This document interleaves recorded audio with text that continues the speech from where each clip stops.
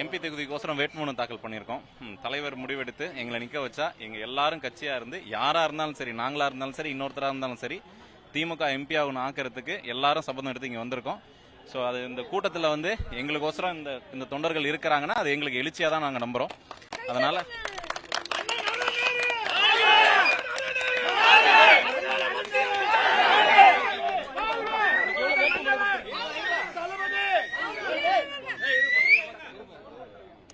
என் சார்பா எனக்கு தெரிஞ்சு எம்எல்ஏ சார் சொன்ன மாதிரி 32 பேர் கொடுத்துருக்காங்க. மேலும் கொடுக்கலாம்.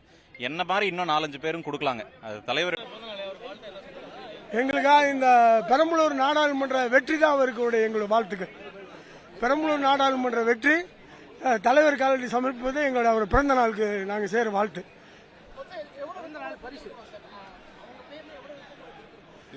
32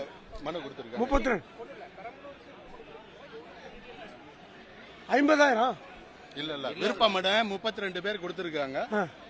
இன்னமும் கொடுப்பாங்க. இப்ப இதுவரையிலும் கொடுத்திருக்காங்க. அவருக்கு ஆதரவா தான். அவருக்கு எத்தனை பேர் தனித்தனியா கொடுத்திருக்காங்கன்னு கேக்குறீங்களா? அது தெரியாது இல்லைங்க. எப்படி போடாதான் தெரியும்.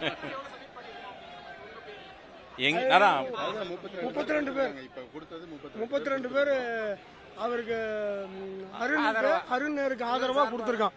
அவர் வேட்பாளர் ஆக்கணுங்கிறதுக்காக எங்க தொகுதியிலிருந்து பெரம்பலூர் நாடாளுமன்ற தொகுதியிலிருந்து 32 பேர் வேட்புமனு கொடுத்திருக்காங்க. அனைத்து எம்எல்ஏவும் கொடுத்திருக்காங்க.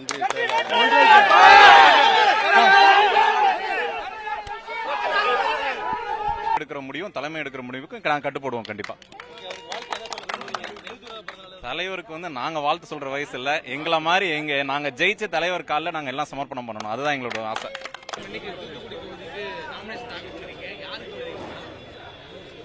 நம்முடைய பாராளுமன்ற உறுப்பினர் கழக துணை பொதுச் செயலர் கனிமொழி அக்கா அவர்களுக்காக நம்முடைய வடக்கு மாவட்டத்தின் சார்பில் மகளிர் அணி, மற்ற ஒன்றிய செயலாளர்கள், சட்டமன்ற உறுப்பினர் நாங்கள் எல்லாருமே சேர்ந்து பணம் கட்டியிருக்கோம் அவர்களுக்காக. ஏழை எளிய மக்களின் நலனுக்காக எல்லாருக்கும் எல்லாம் என்ற ஒரு உன்னத தத்துவத்தோடு திராவிட மாடல் ஆட்சி நடத்தி வரும் திராவிட நாயகர் தளபதியார் அவர்கள் பல்லாண்டு வாழ வேண்டும் என்று நாங்கள்லாம் மனதார வாழ்த்துக்கிறோம்.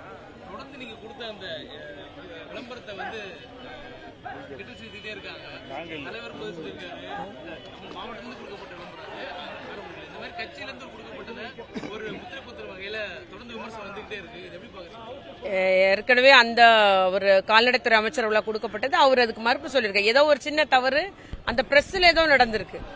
அதனால இதுக்கு நாங்க நோக்கம் எந்த நோக்கமும் கிடையாது, நீங்க சொல்ற மாதிரி அப்படி கிடையாதுன்ற மாதிரி சொல்லியிருக்காரு இல்லையா. அதை தான் நானும் வழிமொழிகிறேன். பாராளுமன்ற தொகுதியை பொறுத்தளவில் திராவிட முன்னேற்ற கழகம் வலிமையா இருக்கு. அதோட மக்கள் செல்வாக்கோட இருக்கு. மக்களுக்கு நல்ல பல திட்டங்கள்லாம் செஞ்சுக்கிட்டு இருக்காப்புல. அதனால திருநெல்வேலி பாராளுமன்ற தொகுதியில் திமுக சார்பா யார் போட்டியிட்டாலும் வெற்றி பெறுவது உறுதி. நன்றி, வணக்கம்.